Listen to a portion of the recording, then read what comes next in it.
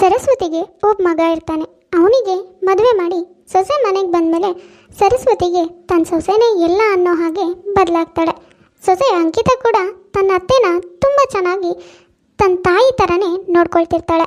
ಅತ್ತೆ ಸೊಸೆ ಇಬ್ಬರು ಸಂಬಂಧ ತುಂಬ ಅಂದರೆ ತುಂಬಾ ಚೆನ್ನಾಗಿರುತ್ತೆ. ಬೆಳಗ್ಗೆ ಅಂಕಿತಾ ಮನೆಯನ್ನೆಲ್ಲ ಕ್ಲೀನ್ ಮಾಡ್ತಾ ಇರ್ತಾಳೆ. ಅಮ್ಮ ಅಂಕಿತಾ, ಒಬ್ಬಳೇ ಎಷ್ಟು ಅಂತ ಕೆಲಸ ಮಾಡ್ತೀಯಾ? ಇಡು ಎಲ್ಲದನ್ನ.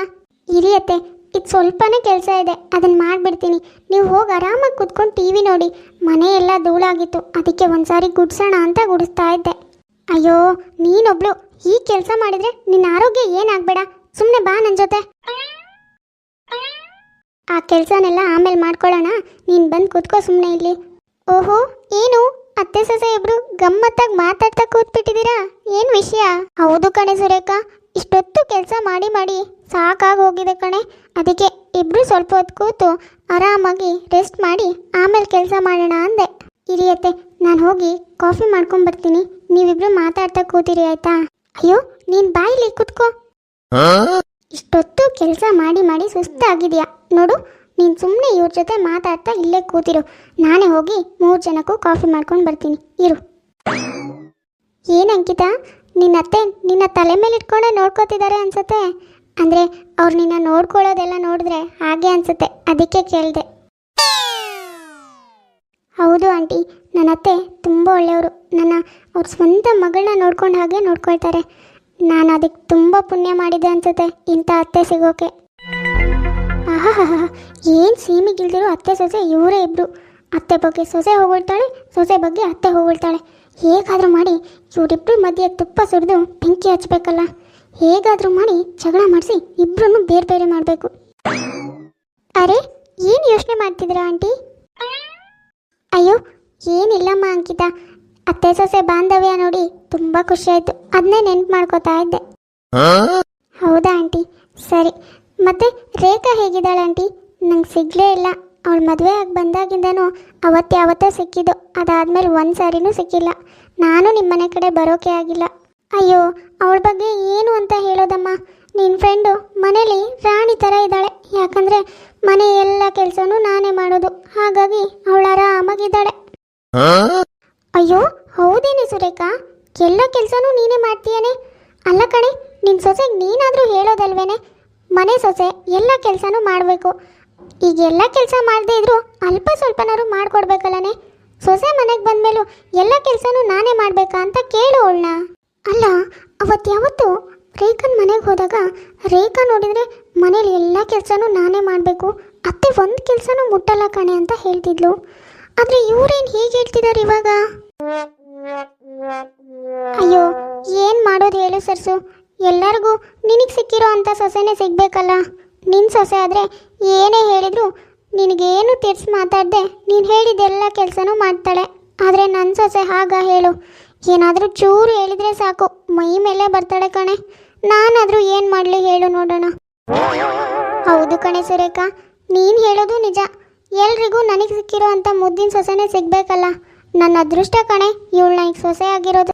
ಛೇ, ಈ ಅತ್ತೆ ಸೊಸೆನ ಹೊಗಳೋದು, ಸೊಸೆ ಅತ್ತೆನ ಹೊಗಳೋದು ನೋಡಿದರೆ ನನಗಂತೂ ಮೈಯೆಲ್ಲ ಉರಿತಾ ಇದೆ. ಹೋಗಲಿ, ಎಷ್ಟು ದಿನ ಅಂತ ಹೊಗಳ್ತೀರಾ, ನಾನು ನೋಡ್ತೀನಿ. ಹುಳಿ ಹಿಂಡೋಕೆ ಅಂತ ನಾನೊಬ್ಳಿದ್ದೀನಲ್ಲ, ಸರಿಯಾಗಿ ಹುಳಿ ಹಿಂಡ್ತೀನಿ. ಯಾಕೋ ಈ ಸುರೇಖಾ ಆಂಟಿ ಮಾತಾಡ್ತಿರೋದು ಕೇಳಿಸ್ಕೊಂಡ್ರೆ ಸುಳ್ಳು ಹೇಳ್ತಿದ್ದಾರೆ ಅನಿಸ್ತಿದೆ. ಪಾಪ ರೇಖಾ ತುಂಬ ಒಳ್ಳೆ ಹುಡುಗಿ, ಆದರೆ ಅವಳ ಬಗ್ಗೆನೇ ಇವ್ರು ಹೀಗೆ ಹೇಳ್ತಿದ್ದಾರಲ್ಲ. ಯಾವುದಕ್ಕೂ ನಾನು ಸ್ವಲ್ಪ ಹುಷಾರಾಗಿರ್ಬೇಕು ಇವ್ರ ಹತ್ರ. ಅತ್ತೆ, ನನ್ನ ಬಟ್ಟೆ ಹೊರಗೆ ಒಣಗಾಕಿದ್ದೀನಿ, ಅದನ್ನೆಲ್ಲ ತಗೋಬರ್ತೀನಿ, ನೀವಿಬ್ರು ಮಾತಾಡ್ತಾ ಕೂತಿರಿ ಆಯ್ತಾ? ಅಲ್ಲ ಕಣೆ ಸರ್ಸು, ನೀನೇನು ನನ್ನ ಸೊಸೆ ಅಂತ ತಲೆ ಮೇಲೆ ಹೊತ್ಕೊಂಡಿದ್ಯಾ. ಆದರೆ ಅವಳು ಅವಾಗಲೇ ನೀನು ಕಾಫಿಗೆ ಮಾಡ್ಕೊಂಡು ಬರೋಕ್ಕೆ ಹೋದಾಗ ಏನು ಹೇಳಿದ್ಲು ಗೊತ್ತಾ ನನ್ನ ಹತ್ರ? ಏನು ಹೇಳಿದ್ಲೆ ನನ್ನ ಸೊಸೆ ನಿನ್ನ ಹತ್ರ? ಅಯ್ಯೋ, ನಮ್ಮತ್ತೆ ಎಲ್ಲ ಕೆಲಸನೂ ನನ್ನ ಹತ್ರನೇ ಮಾಡಿಸ್ತಾರೆ ಆಂಟಿ, ನೀವೆಷ್ಟು ಒಳ್ಳೆಯವರು, ನಿಮ್ಮ ಸೊಸೆನ ಕೂರಿಸಿ ಎಲ್ಲ ಕೆಲಸ ಮಾಡಿಸ್ತೀರಾ ಅಂದ್ಲು. ಏನೇ ಹೇಳ್ತಾ ಇದೆಯಾ ಸುರೇಖಾ? ನಿಜ ಹೇಳ್ತಾ ಇದೆಯೇನೆ ನೀನು? ನನ್ನ ಸೊಸೆ ಹಾಗೆ ಹೇಳಿದ್ಲೇನೆ? ಹೌದು ಕಣೆ, ಅದು ಅಲ್ಲದೆ ನೀನೇನೋ ಯಾರಾದರೂ ಬಂದರೆ ಮಾತ್ರ ಸೊಸೆನ ಕೂರಿಸಿ ಊಟ ಹಾಕೋ ಹೋಗಿ ಎಲ್ಲ ಕೆಲಸನೂ ನೀನೇ ಮಾಡ್ತೀಯಂತೆ. ಬಂದವರು ಅವ್ರ ಬಗ್ಗೆ ಎಷ್ಟು ಒಳ್ಳೆ ಅತ್ತೆ ಅಂತ ತಿಳ್ಕೊಂಡ್ಲಿ ಅಂತ ಹಾಗೆ ಮಾಡ್ತಾರೆ ಅಂದ್ಲು ಕಣೆ. ಏನು, ನನ್ನ ಸೊಸೆ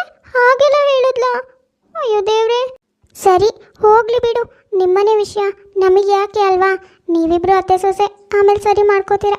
ಸರಿ ಕಣೆ, ನಾನು ಹೊರಡ್ತೀನಿ, ಮನೇಲಿ ತುಂಬ ಕೆಲಸ ಇದೆ, ಹೋಗಿ ಮಾಡಬೇಕು ಬೇರೆ. ಛೇ, ನನ್ನ ಸೊಸೆ ಅಂತ ನಾನು ತಲೆ ಮೇಲೆ ಹೊತ್ಕೊಂಡು ಮೆರೆಸ್ತಾ ಇದ್ದೀನಿ ಅವಳನ್ನ. ಆದರೆ ಅವಳು ಮಾತ್ರ ಹೀಗೆ ಹೋಗೋ ಬರೋರ ಹತ್ರ ಎಲ್ಲ ನನ್ನ ಬಗ್ಗೆನೇ ತಪ್ಪಾಗಿ ಹೇಳ್ತಿದ್ದಾಳೆ. ಏನೋ ನನಗೆ ಒಳ್ಳೆ ಸೊಸೆ ಸಿಕ್ಕಿದ್ದಾಳೆ ಅಂದ್ಕೊಂಡಿದ್ದೆ, ಆದರೆ ಛೇ. ಪಾಪ ಅತ್ತೆ ಸೊಸೆ ಇಬ್ಬರು ತುಂಬ ಖುಷಿಯಾಗಿ ಹೊಂದ್ಕೊಂಡು ಹೋಗ್ತಾ ಇರ್ತಾರೆ.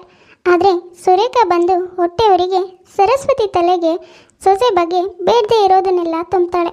ಸರಸ್ವತಿ ಅವಳು ಹೇಳಿದ್ದೆಲ್ಲ ನಿಜ ಅಂದ್ಕೊಂಡು ಅದನ್ನೆಲ್ಲ ನಂಬೇ ಬಿಡ್ತಾಳೆ.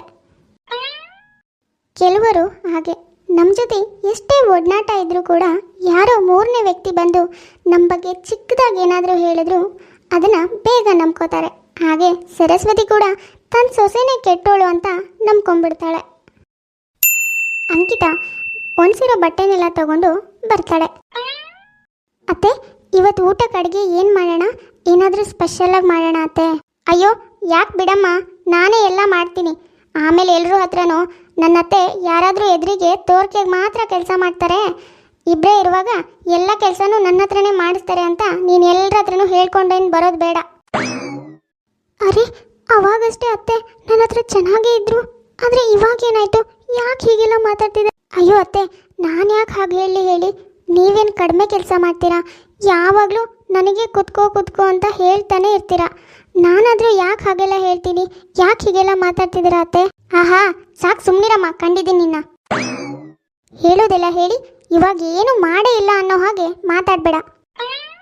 ಮಳ್ಳಿ ಮಂಚಕ್ಕೆ ಕಾಲೆಷ್ಟು ಅಂದರೆ 3 ಮತ್ತೊಂದು ಅಂದಿದ್ರಂತೆ.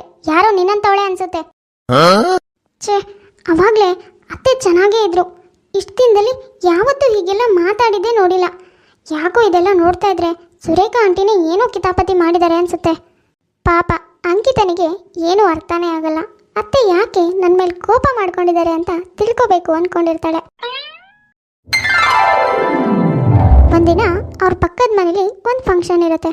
ಸರಸ್ವತಿನ ಕೂಡ ಇನ್ವೈಟ್ ಮಾಡಿರ್ತಾರೆ, ಹಾಗೆ ಅಂಕಿತನ್ನು ಇನ್ವೈಟ್ ಮಾಡಿರ್ತಾರೆ. ಇವ್ರ ಮನೇಲಿ ಯಾವಾಗಲೂ ಅತ್ತೆ ಸೊಸೆ ಇಬ್ಬರು ಒಟ್ಟಿಗೆನೇ ಎಲ್ಲ ಕಡೆ ಹೋಗ್ತಾ ಇರ್ತಾರೆ. ಆದರೆ ಇವಾಗ ಸರಸ್ವತಿ ತನ್ನ ಸೊಸೆನ ಬಿಟ್ಟು ಸುರೇಖನ್ ಜೊತೆ ಹೋಗ್ತಾಳೆ. ಛೇ, ಅತ್ತೆ ಯಾವತ್ತೂ ನನ್ನ ಬಿಟ್ಟು ಹೋಗಿರ್ಲಿಲ್ಲ ಒಬ್ಳನ್ನೇ, ಆದರೆ ಇವತ್ತು ಅವರೊಬ್ಬರೇ ಹೋಗಿದ್ದಾರೆ, ಅದು ಸುರೇಖಾ ಆಂಟಿ ಜೊತೆ. ಹೋದರೆ ಏನಾಯಿತು, ಹೇಗೂ ಇಲ್ಲೇ ಅಕ್ಕಪಕ್ಕ ತಾನೆ, ಅದಕ್ಕೆ ಬಿಟ್ಟೋದ್ರು ಅನ್ಸುತ್ತೆ. ನಾನೇ ಹೋಗ್ತೀನಿ, ಹೇಗೂ ಅಲ್ಲಿ ಸಿಗ್ತಾರೆ ಅತ್ತೆ. ಪಾಪ ಅಂಕಿತಾ ತಾನೊಬ್ಳೆ ಫಂಕ್ಷನಿಗೆ ಹೋಗ್ತಾಳೆ. ಆದರೆ ಫಂಕ್ಷನಲ್ಲಿ ಕೂಡ ಸರಸ್ವತಿ ತನ್ನ ಸೊಸೆ ಮೇಲೆ ಕೋಪ ಮಾಡಿಕೊಂಡು ದೂರನೇ ಇರ್ತಾಳೆ. ಅರೆ, ಇದೇನೇ ಸುರೇಖಾ, ಸರ್ಸು ಅವಳ ಸೊಸೆ ಅಂಕಿತಾ ಒಂದಿನೂ ಒಬ್ರನ್ನೊಬ್ರು ಬಿಟ್ಟು ಇದ್ದೋರೇ ಅಲ್ಲ. ಆದರೆ ಇವತ್ತು ಸರಸ್ವತಿ ನಿನ್ನ ಜೊತೆ ಬಂದಿದ್ದಾಳೆ. ಅವಳ ಸೊಸೆ ನೋಡಿದ್ರೆ ಇವಾಗ ಒಬ್ಳೇ ಬಂದ್ಲು. ಅದೇನು ಗೊತ್ತೇನೆ, ಅತ್ತೆ ಸೊಸೆ ಇಬ್ರು ಭಾರಿ ಕೊಚ್ಕೊಳ್ತಿದ್ರು.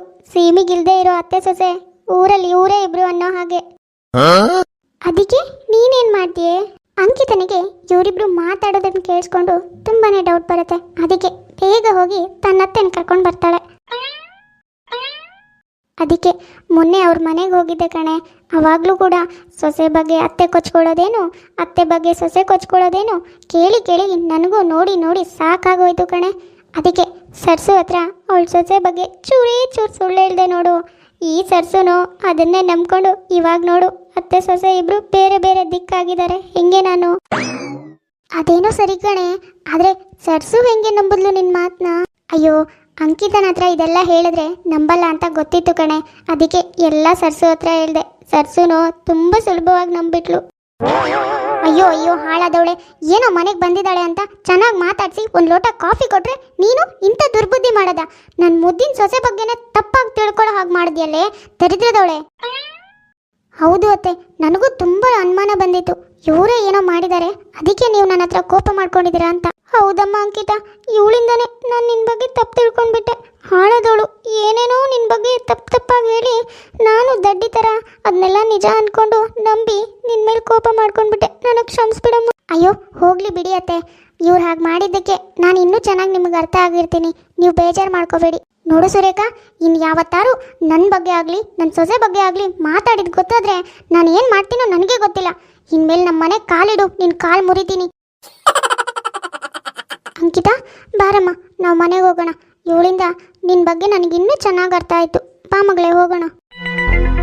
ಅಂತೂ ಸರಸ್ವತಿಗೆ ತನ್ನ ಸೊಸೆ ಏನು ಅನ್ನೋದು ಅರ್ಥ ಆಗುತ್ತೆ. ಅವಳನ್ನ ತಲೆ ಮೇಲೆ ಹೊತ್ಕೊಂಡು ಮೆರೆಸೋದನ್ನು ಮಾತ್ರ ಅವಳು ಬಿಡೋದೇ ಇಲ್ಲ. ಸಫ್ರಿನಾ ಅನ್ನೋರು ಕಮೆಂಟ್ ಮಾಡಿದರು ಬರ್ಡೇಗೆ ವಿಶ್ ಮಾಡಿ ಅಂತ. Hi Safrina, wish you happy birthday, ಯಾವಾಗಲೂ ಖುಷಿಯಾಗಿರಿ. ಹಾಗೆ ರಾಜಿ ಅನ್ನೋರು ಕೂಡ ಕಮೆಂಟ್ ಮಾಡಿದರು ನಾಳೆ ಎಷ್ಟು ಬರ್ಡೇ. ರಾಜಿ, ರಮ್ಯಾ, ಸುಜಿ, ಸಂಜು ಕಡೆಯಿಂದ ವಿಶ್ ಮಾಡಿದ್ವಿ ಅಂತ ಹೇಳಿ, ಹಾಗೆ ನೀವು ವಿಶ್ ಮಾಡಿ ಅಂತ. Hi Yash, wish you happy birthday in advance, ಯಾವಾಗಲೂ ಖುಷಿಯಾಗಿರಿ. ನಿಮ್ಮ ಫ್ರೆಂಡ್ಸ್ ಕೂಡ ವಿಶ್ ಮಾಡಿದ್ದಾರೆ, ಒಂದ್ಸರಿ ಚೆಕ್ ಮಾಡಿ. ಇವತ್ತಿನ ನಮ್ಮ ವಿಡಿಯೋ ಸ್ವಲ್ಪನಾದರೂ ಇಷ್ಟ ಆಗಿದ್ರೆ ಪ್ಲೀಸ್ ನಮ್ಮ ಚಾನಲ್ನ ಸಬ್ಸ್ಕ್ರೈಬ್ ಮಾಡ್ಕೊಳ್ಳಿ, ಲೈಕ್ ಮಾಡಿ, ಶೇರ್ ಮಾಡಿ, ಹಾಗೆ ಕಮೆಂಟ್ ಮಾಡಿ. ತುಂಬ ಜನ ಹಾಗೆ ವಿಡಿಯೋಸ್ ನೋಡ್ತಾ ಇದ್ದಾರೆ, ದಯವಿಟ್ಟು ಸಬ್ಸ್ಕ್ರೈಬ್ ಮಾಡ್ಕೊಳ್ಳಿ.